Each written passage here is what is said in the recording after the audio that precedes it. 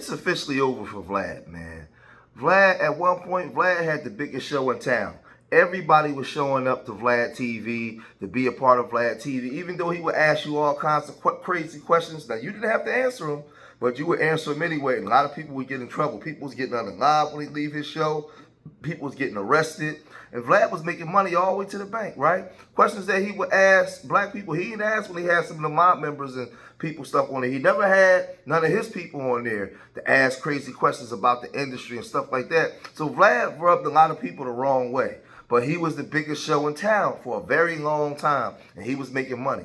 Now you have a whole bunch of podcasts pop up, and Vlad is down crying that when I do your podcast, you're supposed to come do mine, and you're not doing mine. Yeah, y'all like that shirt, nerves over ninjas, right? You're supposed to come do my show, and he's now talking to DJ Academics about Angela Yee, Piers Morgan, N.O.R.E, how he was friends with these people at one time, but now they don't want to do his show. He did their show, but they're coming on, they giving him the runaround. This whole thing is a joke. I've always been very, like, if you do my show, I will do your show. And I overreact sometimes, but I always have a problem with people who I do their show, and when it's time to return the favor, I get the like Angela Yee. Yeah, that's how I felt about Charlamagne until this year. Nore, the bull, the runaround. That's why I don't Nore anymore. I don't Angela Yee anymore because it's like, Angela Yee? Man, I did her show so many times. Like I used to do Sirius XM over and over again. I did the Breakfast Club hella times, and for the past year, you know what? I have a theory. For the past year, I was like, "Hey, listen, I'm coming to New York. I want to get her on my show, and I'll do her show also." Oh, she's really busy this week, blah blah. For a whole year, she's really busy. Oh, really? So if Usher showed up in town, she'd be busy? Nah, she just doesn't want to do my show. And I take that a little bit personally because it's like I did your show so many times. Yeah. And I asked for one appearance, and for a year I get the runaround. All right, cool. I get it. I get the hint. I started looking at that a little bit different. Again, I kind of felt the same with like Charlamagne. Charlamagne like would invite me to the Brilliant Idiots. I think I did like twice. I did it once. No problem. And I remember I had a Spotify deal. And I was like, one of the top people I want on, it was Charlamagne. I got Schultz, I got Joe, I got everybody. Of course, you were on like a million times. Right. Didn't get him on. And I was like, okay, he hits me for the Breakfast Club. Come Monday. He's like, come up Monday. It was like some controversy with me. I'm there. And I just couldn't get him for the show. And when I started to kind of look at those situations, like, it's like people who are on like those platforms, it's almost like they look at their platform as like more prestigious than yours. So this industry is just weird because, like I said, you got a lot of black podcasts popping up now. But I always said, like, what Vlad was doing, we could do for ourselves. We didn't need Vlad. We didn't need Vlad to do anything for us. These are things that we actually could have done, right? And we could build each other up, right? Build up, bring on some of the other podcasters, interview them, bring them on. But now it's set up where, man, no, I ain't interviewing you unless it's just a whole bunch of, unless you just out here doing foolish stuff where you got to be super viral. Right, unless you're going super viral. Other than that, man, we ain't touching you until you get super viral. But by that time, if I build myself up to like 400,000 or 500,000 subs and I'm making a lot of money, I don't need to interview with you no more. So those days is pretty much going away. But Angela Yee, he's mad at Angela Yee. But Angela Yee is connected with the industry. There's a lot of people in the industry that don't like Vlad no more because they've come to YouTube and they're making money now. They're saying we don't need Vlad no more. See, at one time, YouTube was for the losers. Oh man, you guys over there on YouTube. And I kept telling everybody years ago, hey, they're gonna come over here because they're not making money and the industry is done. It's shut down. They're going to come over here and try to independently make money. They're going to get in our way. I was saying this back in 2019. They're going to start contracting these people to come over and say the things that we said where they can control them. And they're going to start pushing us out. Well, Angela Yee is cool with people that don't like Vlad. That's why she's not going to come do his show. When it comes to Piers Morgan look at you as a peon. Yeah, you can come to my show, but I'm not coming to your show. Piers Morgan has a platform bigger than yours. And he feels as though he doesn't have to come to your show.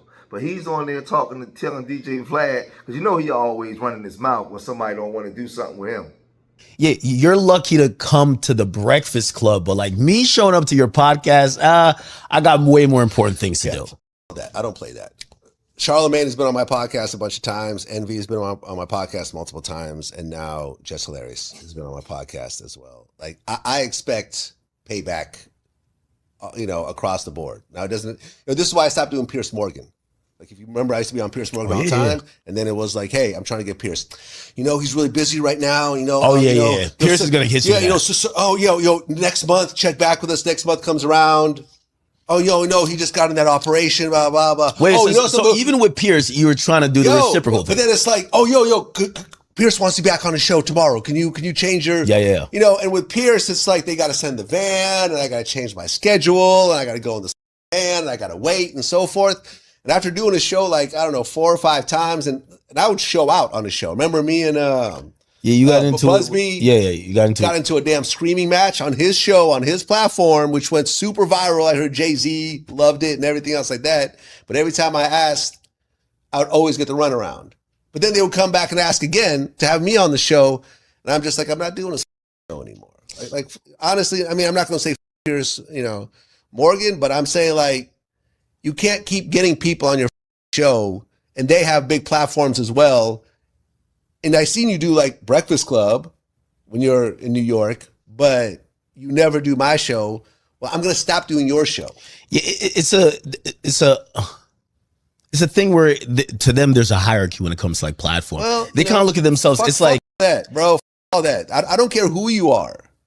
If that with Rogan. If you did Rogan twice or 3 times, and then if I did Rogan 4 or 5 times, I expect Rogan to come back. I did Rogan, I would love to do Rogan. So obviously I would do Rogan if he asked me. But if I kept doing it over and over and over again, I get it. A repeat guy, and that's what I remember last time I was on Breakfast Club. I was like, Charlemagne, people think that me I've been doing Breakfast Club. I've done it the last 3 times, and he's like, no, you're right. Let me come back and do your show. You got to put the if people aren't paying each other, then you got to put your foot down. So with me and N.O.R.E, I never talked about this publicly. So now he's mad because he thought Nore was his friend. They done partied together. They done did all these kind of things. But he's mad because Nore won't come onto his show. Now, he's did Nore's show a bunch of times, but he can't get Nore onto his show. So at some point, he got mad at Nore. They stopped speaking. Nore gave him a bunch of promises that he was going to come onto the show. Nore would come out to L.A., and he would do a whole bunch of shows and radio shows and everything, but would never do Vlad, but would tell Vlad, hey, I'm going to get with you, man. When Vlad called him, he don't answer the phone. He don't answer the phone. But I told y'all, Vlad was the biggest show in town, until he's not, right? What YouTube was 5 years ago ain't the same as it is now, right? The economy ain't the same. Everybody has a podcast. Everybody's doing YouTube, and they don't need you no more, Vlad. They can use each other. Vlad thought these people was his friends, but they're not your friends, man. So now he's on here to academics complaining about N.O.R.E, another guy that he thought was his friend that don't want to do his show. Me and him had this weird. We were friends. He was doing Vlad TV a lot, and then when he got Drink Champs, he asked me to do the show. I said sure, but I said I'm not going to drink. And he got upset about that. Oh, but that's the format, whatever. And I'm like, I'm not going to do it. There was a back and forth, and we stopped talking to each other for a while. And then I circled back with him maybe a couple of years ago, and I'm like, listen, something, my bad. I know this is your format. You've done my a bunch of times. I'm going to fly myself to Miami. I'm going to get my own hotel, my own security. I'm going to come do your show, and I'm going to drink. And I'll stay as long as you want. Well, that's the dope. 3-hour interview. It was one of the big, I think got 2 million views on his YouTube channel. It was one of the big interviews on his channel during that time. And, we kind of got back into our friendship. I considered him an actual friend, right? Because the next day we went out drinking during the day and we caught up, and, his wife was there and his friends were there, and we, took pictures, and it was dope. And now we're back in contact again, and we're chilling, and, we're talking to each other regularly. And maybe a year passed. I say, hey, what do you think about doing Vlad TV? He's like, yeah, man, I got you. All right, cool. So I go to Miami, run around. He would hit me and he would ignore his calls, whatever. He'd be in LA. I tried to hit him. He wouldn't respond. Oh, my bad. I was doing this. Then I'll come back to Miami. Oh, yeah, no, we're going to do it this time. Run around. And then it was the last time I was in Miami, he told me he's going to do it, but then just wouldn't give me a time or a date. And it's getting close to the end of my trip, and I'm still getting the runaround. And it turned into like, we started basically talking to each other over text. And at the end, he's like, you know something, man, I'm sorry. You know, you my friend. Like, I'm tripping. You know, you're right. You know, when I come to LA, we're going to do this, whatever. So again, I told y'all the industry is done with Vlad. So he thought him and Nore patched things up. But then, no, I told you when Nore came out to LA, he was giving him a runaround. Then he accused him of this. You're right. You know, when I come to LA, we're going to do this, whatever else comes to LA. New York's my calls again. And then I seen him do a media run with like Tony Ayo and them, and like do like a bunch of smaller, doing a bunch of small podcasts.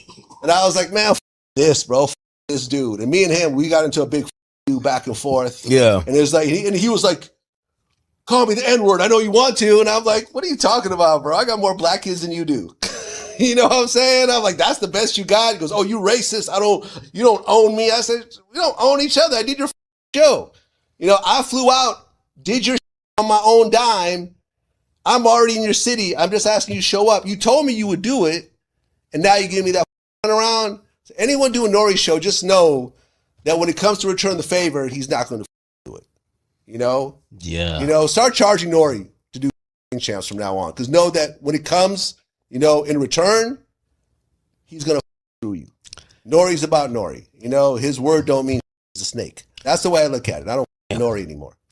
I wonder how, is Drink Champ still doing this? I felt like there was a time that. So Vlad, you're finding out that the people don't need you no more. They can do things on their own. They got sponsorships. They got deals. We don't need to do your show. You was there. You peeped the weakness in the game in the grift. You went and got some black cooch from Africa somewhere. Had some kids. Made a lot of money off of black culture. And people are waking up to it and they're not rocking with you no more. Right? And you can't handle that because you still want to be a part of the show. Right? And listen, we saw when the thing is with Vlad too, when he has beef with people, he makes it public. He makes it public. I have never heard Nore come at you or talk about you, but you go public with stuff. When you had the thing with Marlon Wayans, you publicized every damn thing. Right? So a lot of times, so you rubbed a lot of people the wrong way, and people like, man, we ain't rocking with you no more. Right? And I'm glad because people should have been not rocking with you. But y'all gotta let me know what y'all think on the situation. DJ Vlad, he talks too much.